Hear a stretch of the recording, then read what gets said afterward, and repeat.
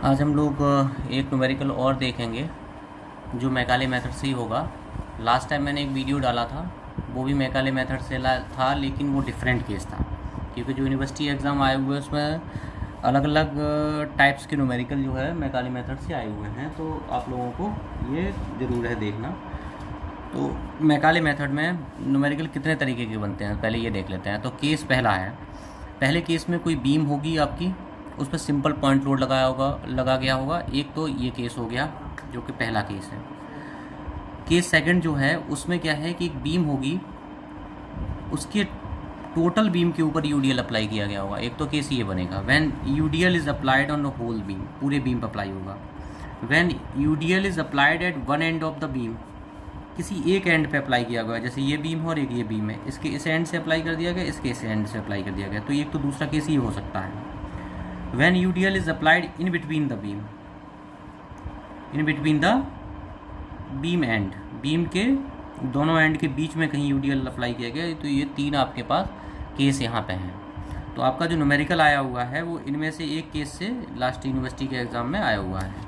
एक तरह की और प्रॉब्लम में वेरिएशन है कि कोई बीम है, उसके ऊपर पॉइंट लोड लगा हुआ है, UDL लगा हुआ है और मोमेंट भी लगा दिया। तो अगर मोमेंट लग गया तो एक अलग केस बन गया। तो आपको अगर इन सारे जो टाइप्स मैंने बताए हैं इन सबसे एक न्यूमेरिकल देखना पड़ेगा, तभी आप मैकाले मेथड कर पाएंगे और यूनिवर्सिटी एग्ज़ाम में सही से न्यूमेरिकल सॉल्व कर पाएंगे, तरह नहीं कर पाएंगे। तो एक न्यूमेरिकल देखते हैं जो हमारा पहला केस है। तो case number first, when UDL is applied on the whole beam, total beam के ऊपर अगर यूडीएल अप्लाई किया गया है, and find out Y C, C point पे आपको डिफ्लेक्शन फाइंड आउट करना है, इस पॉइंट पे आपको डिफ्लेक्शन फाइंड आउट करना है अगर टोटल बीम पे लोड लगा हुआ है। ठीक है, तो एक सपोर्ट दिया गया है ए पॉइंट पे, एक सपोर्ट दिया गया बी पॉइंट पे, दो पॉइंट पे सपोर्ट दिया गया। ये ओवरहैंग बीम है, बी सी पार्ट जो है बीम का ये ओवरहैंग है, और ए से लेके बी तक की डिस्टेंस 12/3 दी गई है और बी से सी की L/3 दी गई है। ठीक है, तो इसमें मैंने क्या किया, स्टेप वन, सबसे पहला स्टेप हम क्या करेंगे, calculate the value of R A and R B. सबसे पहले आर ए और आर बी रिएक्शंस की वैल्यू हमें फाइंड आउट करनी है। ठीक है, तो take the moment about the point B, B point के अबाउट मैंने मोमेंट लिया, तो सिंपली बी पॉइंट के अबाउट मोमेंट लो, आर ए इंटू 12/3। अब ये पार्ट की बीम इस ए बी पार्ट पे जो यूडीएल लगा हुआ है ये नीचे की डायरेक्शन में लगेगा और ये एंटी क्लॉकवाइज रोटेट करेगा, तो इक्वल टू कितने लेंथ पे लगा, 12/3 इंटू ओमेगा और इसका हाफ L/3। अब इधर जो BC पार्ट का UDL है वो इधर की तरफ नीचे की तरफ लगेगा और वो किधर रोटेट करेगा, इस डायरेक्शन में क्लॉकवाइज, तो minus omega into L/3 into L/6। तो मैंने आर ए निकाल लिया, आर ए आया ओमेगा L/4। फिर आर बी इक्वल टू हमारा आ गया R A plus R B equal to omega L, तो R B equal to 3/4 omega L। तो मैंने आर ए और आर बी की वैल्यू निकाल ली। अब आप लोग देख रहे होंगे मैंने बेंडिंग मोमेंट जो लिया है वो सी पॉइंट से इस डायरेक्शन में लिया है, इस डायरेक्शन में नहीं लिया है। इसका भी एक कारण है, अगर जो मैं एक्सट्रीम सेक्शन पे बेंडिंग इक्वेशन लिखता तो आर ए आर बी दोनों रिएक्शन आती, अगर मैं इससे इधर एक्सट्रीम सेक्शन पे लिखूंगा तो आर बी एक रिएक्शन आएगी। तो जहाँ कम से कम कैलकुलेशन रहे हम उस मेथड को यूज़ करेंगे।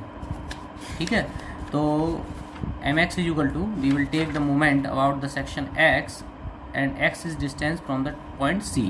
ओके, तो mx इज इक्वल टू क्या हो जाएगा, सिंपली ध्यान रखो जब भी कभी UDL का मूवमेंट किसी के पॉइंट के बाद लेना हो तो x डिस्टेंस है तो ओमेगा x² डिवाइडेड 2, ये कैसा घूमेगा, क्लॉकवाइज। हम चल रहे हैं राइट साइड से तो क्लॉकवाइज क्या होगा, नेगेटिव, तो माइनस ओमेगा x² डिवाइड 2। ठीक है, आर बी कैसा रोटेट करेगा, एंटी क्लॉकवाइज, तो positive, plus R B into यहाँ से यहाँ तक की डिस्टेंस, टोटल डिस्टेंस x है, ये डिस्टेंस L/3, तो x माइनस L/3, तो x माइनस L/3 ये डिस्टेंस आपकी आ गई। अब मुझे जो है अब now applying the deflection equation, deflection equation apply करूँगा, ei/d2/dx² minus omega x² divided 2 plus 3 omega L/4 into x minus L/3। अब कोई प्रॉब्लम नहीं है, अब आराम से सॉल्व कर सकते हैं। ei/dx is equal to minus omega x³ divide 6, constant हम पहले वाले सेपरेशन लाइन में रखेंगे, plus C1 separation line plus 3 omega L/8 x minus L/2 का होल स्क्वायर। ठीक है, ये आ गई स्लोप की इक्वेशन। फिर सेकंड अगेन इंटीग्रेट किया, ei minus omega x power 4 divided 24 plus C1x plus C2 plus 3 omega L/8 x minus L/3 का whole cube. ठीक है, तो यहाँ देख सकते हैं now apply the boundary condition at X equal to L by third at X. Now apply the boundary condition at point B X बराबर L by third by is equal to 0. यहाँ से देखो एल बाई थर्ड डिस्टेंस पे by is equal to क्या होगा, B point पे 0 होगा. Now L by third is equal to by is equal to 0. तो हमारी इक्वेशन आ गई C1L plus C2 is equal to omega L power 4 divide by 648. अब ए point पे भी स्लोप 0 होगा, डिफ्लेक्शन 0 होगा. तो एट एक्स बराबर एल, एट एक्स बराबर L by is equal to 0. दूसरी इक्वेशन आ गई. C1 C2 को सॉल्व कर लिया तो C1 आपका ये आया, C1 आपका आया ओमेगा एल क्यू बाई 162 और C2 आया minus omega L power 4 divide by 648. इस तरह C1 C2 की वैल्यू निकाल ली. C1 C2 की वैल्यू निकाल ली तो डिफ्लेक्शन इक्वेशन हमारे पास आ गई और हमें पॉइंट C पे चाहिए था. तो to find the deflection at point C put x बराबर 0. हमने x बराबर 0 रख दिया तो डिफ्लेक्शन बाई आपका आ गया. तो इसमें देखा आप लोगों ने कि पूरी बीम पे जो है लोड लगा था और तब हमने इसे सॉल्व किया था. ठीक है, अब हम दूसरा क्वेश्चन देखते हैं. ये यूनिवर्सिटी एग्ज़ाम में आया हुआ है. ये this is the simply supported beam. इसके एक एंड पे जो है हमने यूडीएल लगाया C से B के बीच में. ये डिस्टेंस A है, ये B है, टोटल लेंथ L है. वैल्यू हमें निकालनी है वैल्यू ऑफ A. हमें A की वैल्यू फाइंड आउट करनी है, value of A if by maximum at C. Maximum deflection होता है वो C पॉइंट होता है. तो प्रॉब्लम भी देख लेते हैं न्यूमेरिकल क्या था. A beam of uniform section and length L rests on the horizontal support at its end. It is loaded with the uniformly distributed load omega per unit length, which extend over a length A from the right end support. Determine the value of A so that the maximum deflection may occur at the left end. तो जो इसका left and है उस पर maximum deflection करना चाहिए.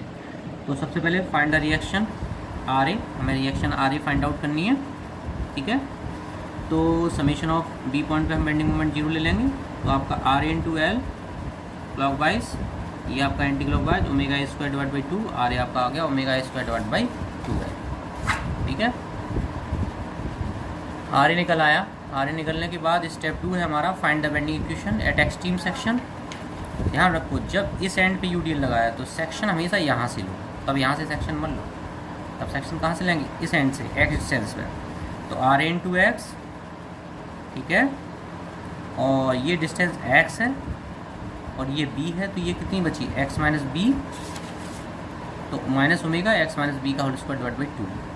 ये चीज़ें आप समझ में आ जानी चाहिए, बहुत ज़्यादा डिटेल्स में जाने की जरूरत नहीं कि ओमेगा, अब omega into X minus B हो गया. इसका हाफ एक्स माइनस बी का half X minus B divide by 2 पे लगेगा. तो ये एंटी क्लॉकवाइज माइनस आ जाएगा. तो डिफ्लेक्शन इक्वेशन अब आ जाएगी E I divide by D X is equal to omega square divide by 2L into X square minus omega X minus B का होल स्क्वायर डिवाइड बाई 2. आगे फिर इसे solve करते हैं. तो E I divide by D X integrate करते हैं omega A square divide by 2L X cube divide by third plus constant पहले हम रखते हैं minus omega X minus B का होल क्यूब डिवाइड बाई 6. इसी तरह डिफ्लेक्शन के लिए करते हैं. Apply the boundary condition. Boundary condition इसमें क्या क्या होंगी, इस एंड पे डिफ्लेक्शन 0 होगा और इस एंड पे डिफ्लेक्शन होगा. तो x बराबर 0 बाई इक्वल टू 0. तो हमेशा C2 इक्वल टू 0 आता है, ध्यान रखना. उसके बाद एट x बराबर L बाई इक्वल टू 0 रखो तो आपकी C1 की वैल्यू आ गई. ना deflection at point C is maximum. इसने बताया न्यूमेरिकल में कि C पॉइंट पे डिफ्लेक्शन जो है मैक्सिमम है. तो इसका मतलब स्लोप इस पॉइंट पे क्या होगा, 0 होगा. D Y D X at C equal to 0 है. तो हमारी स्लोप की इक्वेशन ये थी है. तो C पॉइंट पे, जब C पॉइंट पे देखो डिस्टेंस कितनी दी गई है, C पॉइंट पे डिस्टेंस दी गई है x बराबर b. C पॉइंट पे अगर स्लोप निकालना है तो x बराबर b रखना पड़ेगा. तो x बराबर b रखोगे तो देखो ये पार्ट तो गायब ही हो जाएगा, ये वाला पार्ट खत्म हो जाएगा, केवल ये पार्ट रह जाएगा. और इसे 0 के इक्वल कर दो तो a आ जाएगा आपका. तो x बराबर b omega A square divide by 4L B square minus C1. L बराबर a प्लस बी रखा, b equal to L minus a रख दिया और फिर इसे सॉल्व कर लिया. तो यहाँ से आपकी a की वैल्यू आ गई 0.453 इंटू L. ओके.